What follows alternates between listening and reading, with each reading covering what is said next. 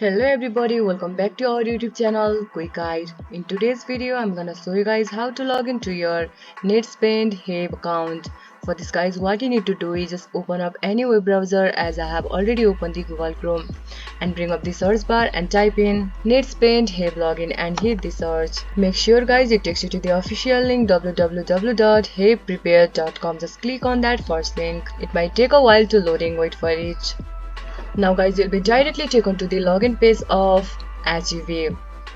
Over here guys, you just need to enter your username. Similarly, enter your password over here. Click on remember username for the use, but I suggest you guys do not try it in public computer.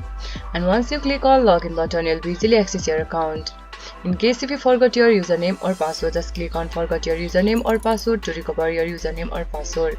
If you don't have a card, just click on open a new card. This much for today's video.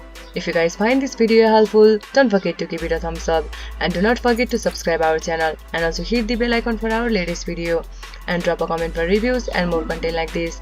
I'll see you guys again in our next video. Thank you for watching.